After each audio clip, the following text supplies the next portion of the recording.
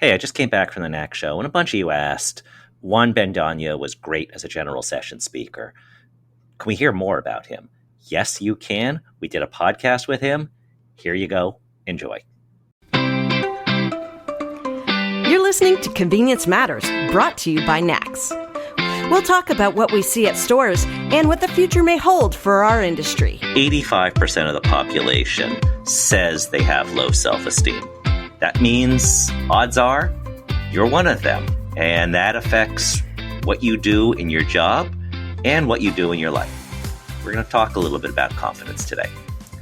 So joining us to talk about confidence is Juan Bendaña. He is a keynote speaker, and he recently spoke at the Connexus annual meeting to great acclaim. So we're going to dive in a little bit more to that. Thanks for joining us today, Juan.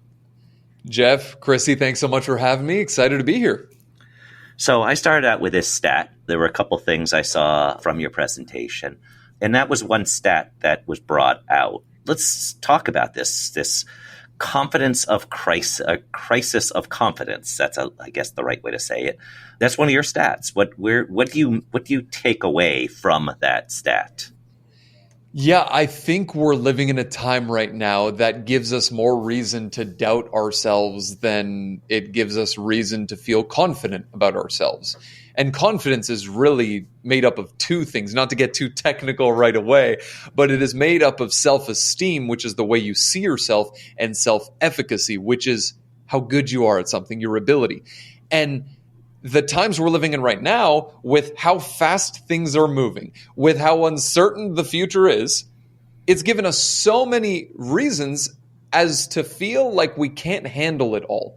And some people will call it overwhelm. Some people will call it feeling burnt out. Some people will call it feeling it's just too much to handle. I feel stressed.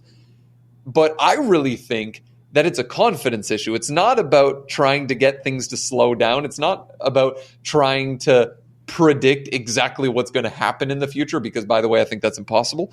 I think it's about how do we build the most confident version of ourselves that can handle any version of the future. And I think that starts by understanding that we're living in times, especially with social media, especially with pressures from family, from friends, from colleagues, from feeling like we need to progress in our careers, progress in our businesses, that everything is kind of testing us. Like, our confidence is tested constantly, and we need to be able to rise to the occasion, which is why I kind of dedicated not only my keynote, but my entire body of work to this question of how do we feel more confident. So I think it is, like, Jeff, you're totally right. It is a confidence crisis that we're living in right now, because people consistently are doubting themselves and feel like they aren't enough, and feel like they're going to be judged, and feel like they're not going to be able to handle it. And I've kind of taken the approach of saying that you can, and to sharing with people how they can do that. One of the things that I remember you mentioning along this conversation was the coexistence of fear and courage, which I thought was just a really cool thing. I don't know if you can talk a little bit more about that. I think it kind of leads into where some people are feeling exactly how you just described. Yeah, I think the biggest mistake that we've made in modern personal growth is telling people to step outside of their comfort zones. Because what most people do is they take a single step. It's very scary. They hesitate. They doubt who they are. They think they're going to be rejected. And then they step right back in. So they're doing a little dance. And people think, and we're given just overcome your fears. It's not that easy, and actually impossible to do, because the research shows, a study done at Pepperdine University found that fear was reported to coexist with courage.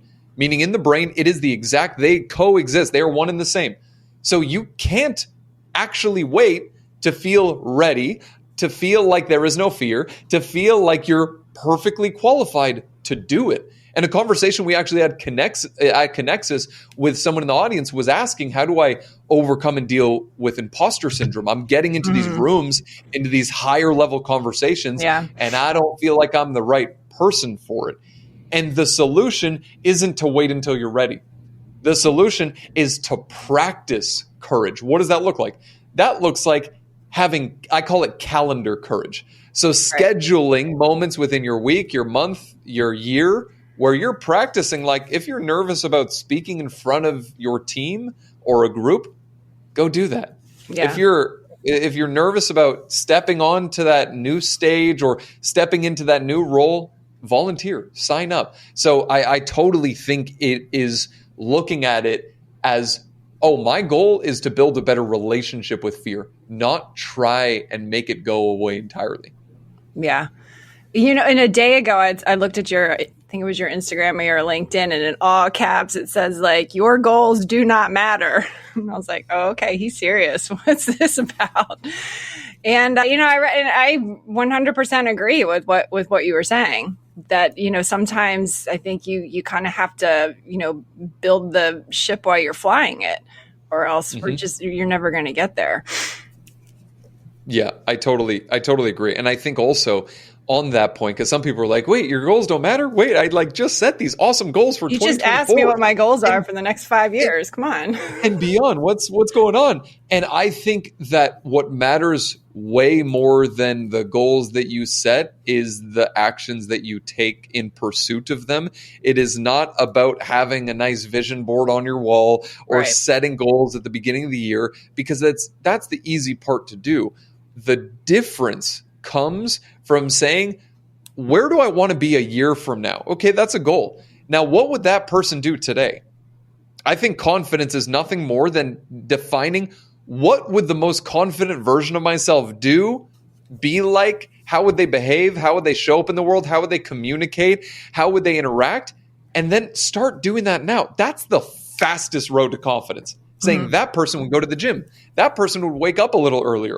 That person would actually say hi to that barista that they think is cute and ask them on a date. That person would do things current you would never do. Right.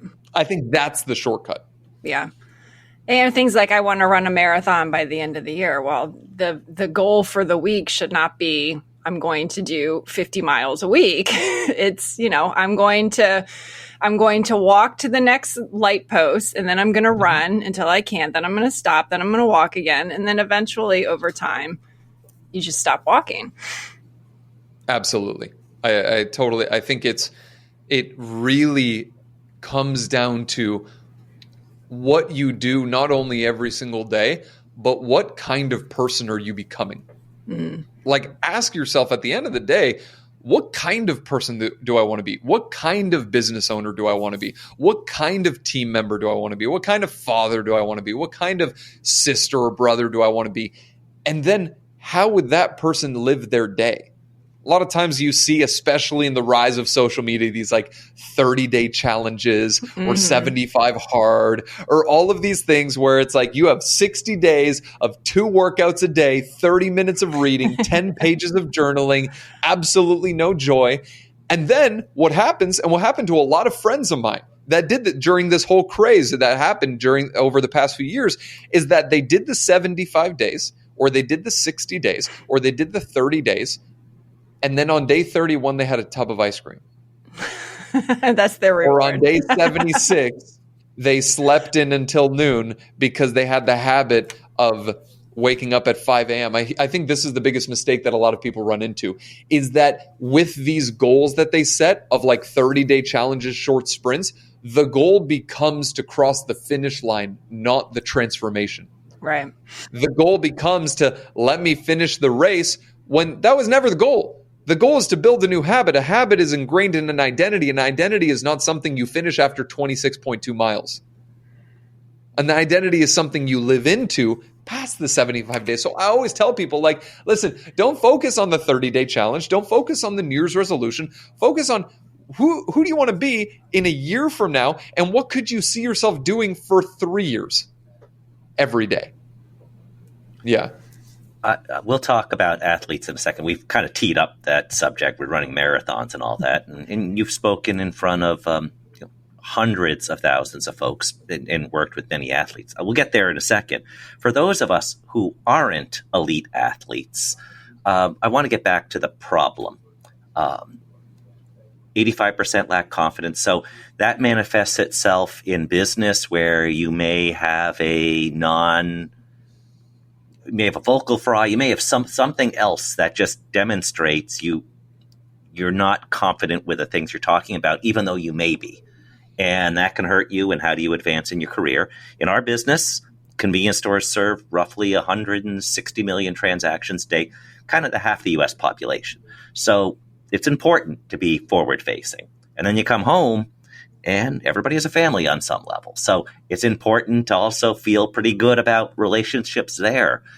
What are some of the manifestations when you aren't confident? How does that adversely affect life at home and in the office? Oh, it's everything.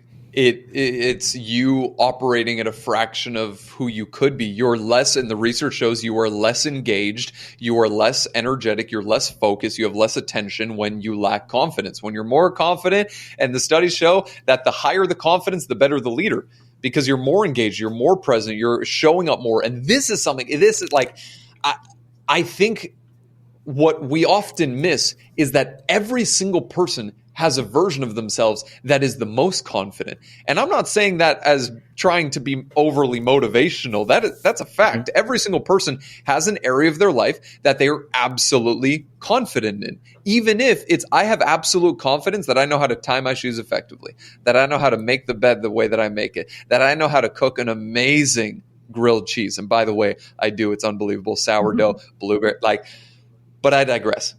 Everyone has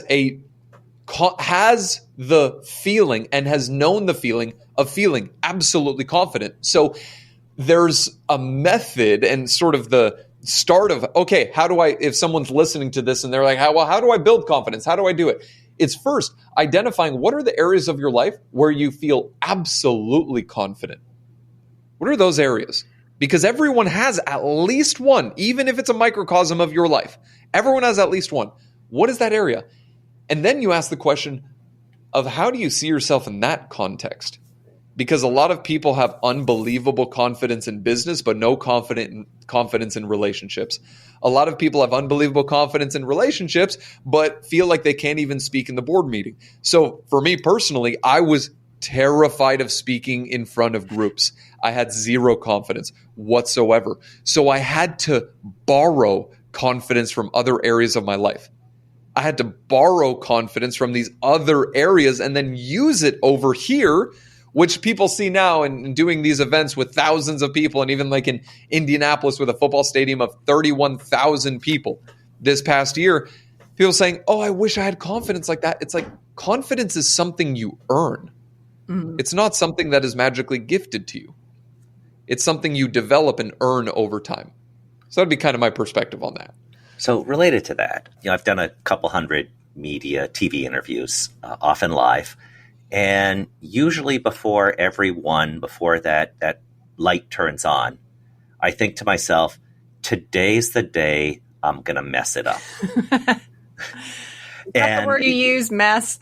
Well, it's a family. I don't want to get one of those things, those bugs that says explicit or something like that.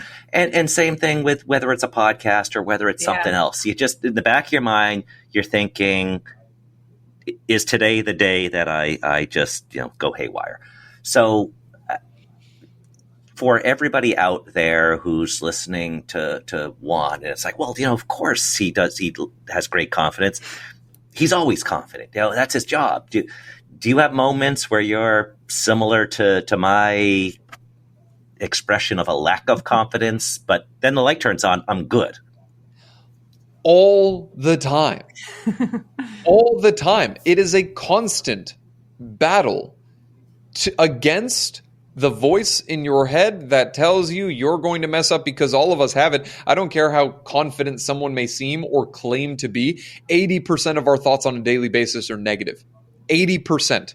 We are naturally inclined to look for what's wrong, and the first place we look is ourselves, what we're doing wrong, how we're messing up. So instead of taking that as a life sentence, as a determination, this is what most people do. They take that as a determination of, I guess this is who I am. I guess I'm terrible, because the truth is, if we were to talk to other people the way that we talk to ourselves, we'd probably have no friends. But some people, they'll take that as like, I guess this is who I am. I guess this is the difference is that confident people understand that they need to direct their energy effectively. What do I mean by that? Your focus and your reality is based on what you focus on. Your focus is directed by questions, but oftentimes we ask the wrong questions of where am I going to mess up? What if they don't like me? What if I forget what I'm going to say? All questions that are directing your focus just the wrong way. So whenever I'm feeling those moments, which happens all the time, like a few weeks ago when I was with executives at American Express, and I'm like, why are they going to want to hear from this child for their annual meeting? Why are they going to want to do that? As soon as that thought came up, I just replace it with a better question of how would I show up if I brought the best of myself? What do these people really need? What would it be like if this was the best presentation I ever gave? That changes the frame. It directs your energy to an outcome that you actually want, as opposed to directing an outcome that you actually don't want. I think that's the. And I think that's a really important statement that you made. In just so everybody understands, we're all the same, and there's very few people, if anybody, that all the time is confident. It is something that you're always grappling with. It's like, oh, I'm going to go viral because I'm going to, forget what I'm talking about. And so I better not do it. But that's not the way I do the same dance. It's like they want me there for a reason, and they appear to be smart people. So let's do the best we can. I had mentioned athletes. And since we're coming up on a lot of athletes trying to peak, do their best at the right time every 4 years, you've worked with Olympic athletes. Is there a different pathway in how do you get them to not only be confident, but to peak their confidence over a 2-week period every 4 years? Yes. And this is something that can be applied to everything, which is that, like I mentioned before, confidence is made up of two things. It's made up of esteem and efficacy. Esteem is the way you see yourself. Efficacy is your ability. With Olympic athletes or any professional athletes or even actors that I'll work with, I'll see their efficacy or their ability needs to be in the top 1%. It needs to be at the highest level, and they understand that. You cannot just tell yourself affirmations in the mirror and you magically feel confident, especially when you're on the world stage. So I think in those moments, what's important is to focus on what are the skill sets that you need to build in order to give you unwavering proof that you are who you say you are. If you say that you're going to show up and you're going to crush and you're going to hit this time and you're going to do, okay, what is your preparation? How are you preparing? Because that preparation gives you proof, and that proof gives you confidence by looking back and saying, whoa, I did that. Just like when you give your first presentation, you're really nervous. You're probably sweating a bunch. You forget half of what you were going to say. But then the second one gets a little easier. But then the third one gets a little easier. The fifth one, the seventh. And after giving around 500 or so keynotes, audiences ranging from 5 people in a classroom to 30,000 in a football stadium, I have quite a bit of confidence when it comes to knowing that I can do a good job in a room of a few hundred or a few thousand because I've been there before. So you have to blaze the trail of the person that you would like to become. You have to blaze the trail of that person and saying, like, I'm going to build this skill set. So then when you go to run the marathon or you go to step on the world stage, you've been there before. You've done it. Like if you've run 10 marathons, you show up for number 11, you're not really questioning whether you can do it or not. You're questioning, will I hit my time? Will I hit a sub 3-hour marathon? Will I do that? That's a different conversation than can I do it in the first place? Yeah. How do you, just thinking, because, working with people who are, at this high level within what they're doing, confident, sure. But then, the best of the best, there comes a time when that confidence just drops, and it might drop at the wrong time. What are some, what would you tell someone, whether it's like someone in business, let's just say business for the sake of our audience, someone in business who, is just not like felt it, really had those moments of just feeling super confident, feeling good, and then just feels like they just kind of lost it? Like, how do you get that fire back? To see in the past, a great way to look ahead is also to look backwards, to see what has worked for us, that can work for us in the future. Sometimes when I'll work with a CEO or executive at a high level, sometimes they'll have a major deal that falls through. Mm-hmm. They'll have something that happens in their organization. They'll have something that really takes a hit on their confidence. And for them, it's not even developing a new set of skills. It's remembering the skills that they have. And it's getting back to the person that they know. Again, like we talked about confidence in different contexts, there's a version of them that is wildly confident. And it's tapping into that person and then focusing on and giving energy to the next action of integrity, meaning integrity and alignment with the direction you're going. Because it's so easy to feel like we're stuck and not be in motion. It's so easy to feel like you're stuck and like, I can't move forward.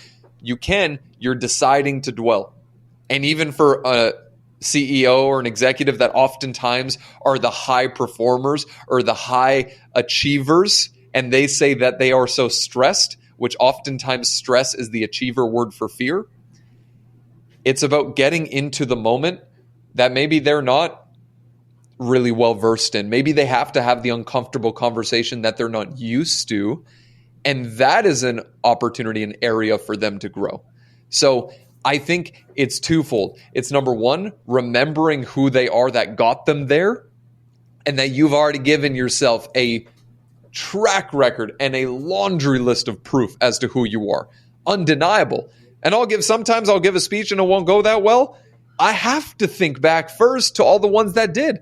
You had that. You were that. When Steph Curry drops 2 for 12 from 3, he has to remember when he dropped 50.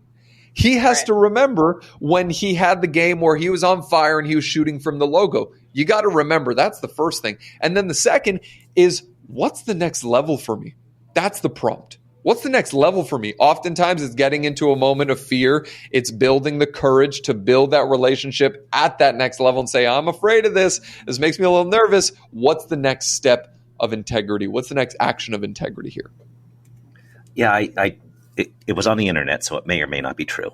But I saw something the other day that is a quote of Michael Jordan's, and said that 26 times he's missed the game-winning shot and the team lost. And he says, that's why I'm a success, because I think about that. And so whether or not that's, set that aside for a second, you just mentioned Steph Curry. One of my least favorite expressions that you hear in the business world is fake it till you make it. And the reason I dislike that is that feels like it's imposter syndrome. Like you're not that person, but if you act like that person, dress like that person, use business jargon, you're going to be that person. You're instead saying, instead of faking it, think about what you've done, imagine what you want to be, and there's the path forward. And it's not being an imposter, it's not being somebody else, it's being you. And that is something that you can control, as opposed to, well, there's a cute business slogan. Yes, 1000%. And I also think it's with the understanding and the knowing and the acceptance that there's going to be people that don't like it. There's going to be people that don't like you. What keeps most of us from being the most confident version of ourselves is the judgment of other people. It's losing status, it's losing relationship, it's losing the position. And I find that so often people will turn themselves down in order to fit in with a certain group. It's called normative conformity. It's a phenomenon in psychology where we will literally dilute ourselves. We will water ourselves down in order to fit in with a certain group. This is why when you're in public and you see someone get a phone call, they get on the phone and they're like, I'll call you back in a second. It's like, are you at church? What's going on? You're just out in the pub. But they don't want to be judged. Here's the realization that we all need to have, is that you will.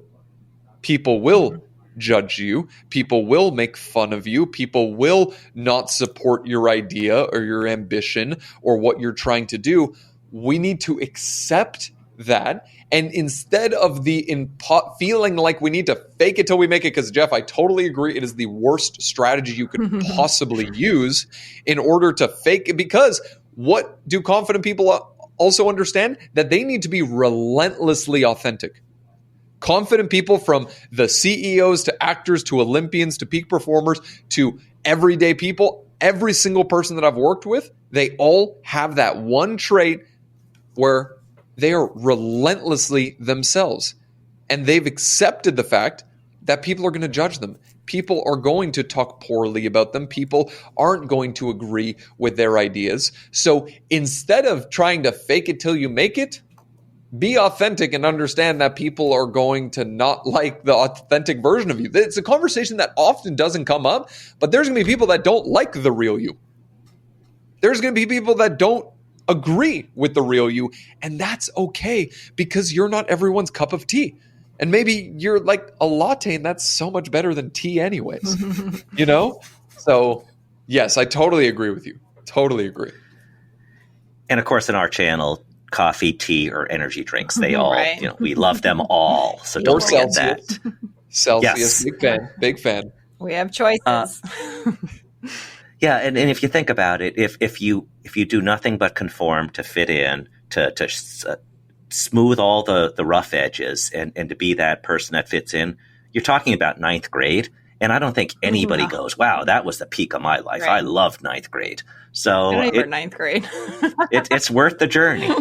And the thing is, I think we talked through a couple different tools here, that how people can just start thinking differently today and just define that path. One, for those who missed you at Connexus, where can they learn more about you and find some more ideas and insights, website, etc.? Where's the best place to learn more? Yeah, website is Juan, Juan, Bendaña, BENDANA.com. That's where you can find out a little bit more about me. Send me a message, shoot me a message if you want. Say, hey, I listened to the podcast. It was awesome. I love getting those messages, either email or whatever it is. And then LinkedIn is probably where I hang out the most. LinkedIn, Instagram, it's all Juan Bendaña .com for the website, and then full name for LinkedIn and Instagram. That's where I probably hang out the most. We should probably buy that phrase, fake it till you make it, and then just destroy it and change it to something else. Buy the rights. I agree. Okay, we'll check it after this. Thank you again for joining us, and thanks for speaking at the NACS Show recently. Awesome. Thanks so much for having me on the show. I appreciate it. And thank you all for listening to Convenience Matters. Convenience Matters is brought to you by NACS and produced in partnership with Human Factor. For more information, visit convenience.org.